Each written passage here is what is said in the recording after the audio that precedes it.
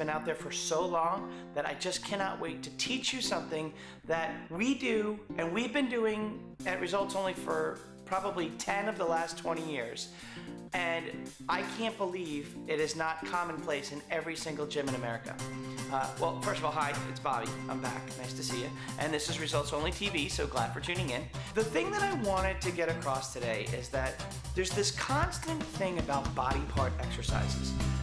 Especially in the guy world, there's you have chest day and back day and arm day and butt day, and I can't tell you how many women come up to me and they point to a part on their lower body and say, I want to work this part or I want to work that part.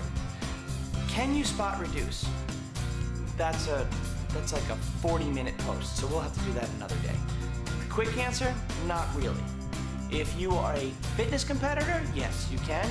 If you need to lose 10 pounds or 20 pounds, probably not so much.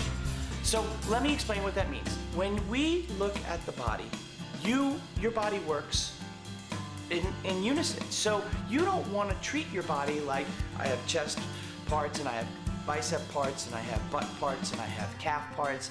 Yes, you have all those parts, but unless you're Arnold Schwarzenegger or you're a fitness model who competes, wouldn't it be better, more efficient, and certainly less time consuming if we did more compound type movements? So the myth is that you have to spot specific train. You don't need to do that. Let me explain why, or something very simple that could make perfect sense. If I were to ask one of my clients to do a bicep curl and an overhead press as they worked out, well, you could see that we're working multiple parts, right? We're working biceps and we're working shoulders.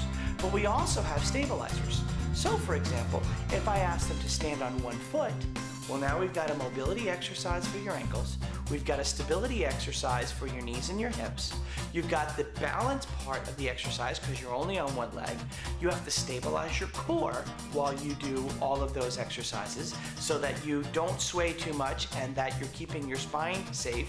And you're going to be working your biceps and your shoulders. Now, doesn't that seem a lot easier to do that for 30 seconds than to do ankle rolls for your ankles, calf lifts for your calves, squats and hamstrings for your legs, then some other random thing for your butt, then a whole bunch of crunches for your core, then bicep curls by themselves and overhead presses by themselves, which would take forever.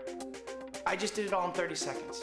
So wouldn't it be in your best interest to do multi-plane or multi-use movements just to keep it simple while exercising, right? So why do more trainers not utilize this? Well, because they're stuck in a rut and they just know what they already know. But if you keep up with the research and if you are constantly learning from the best people in the industry, like all of the trainers at Results Only have to do, then you're going to learn all these great new things. All core movements that we do involve so many body parts that not only you work in your core, but you're being conditioned as well. So my tip for today is that you do as many multiple movements as you can during a workout. Now, I don't want to leave you hanging, so I want to give you a couple ideas of what those are. So for example, one of the things I'd want you to do is I'm going to ask you, when you do some conditioning work, why not do mountain climbers? Okay, so when you do mountain climbers, kind of like what we're doing over here, you want to have your knees moving in and out. Well, as you can see in the video, when the knees are moving in and out, you're going to see that you have to work hard to keep your tailbone down and your abs tucked in. You're going to see where the arms are directly underneath the shoulders. And as they're underneath the shoulders, they're doing some shoulder stability work. And the whole time while you're moving and sweating your butt off, you're getting some conditioning as well.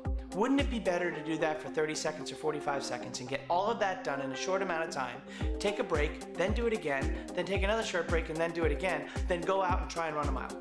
If you want another idea, well, let's give you something else to do. What about if you were to do an up-down move? So again, let's look at the video again.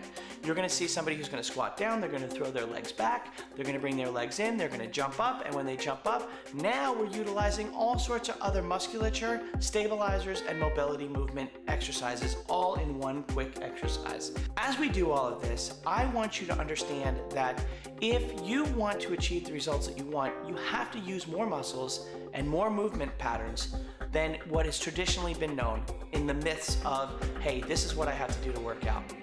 So for today, the myth of being body part specific, I think I've blown that out of the water.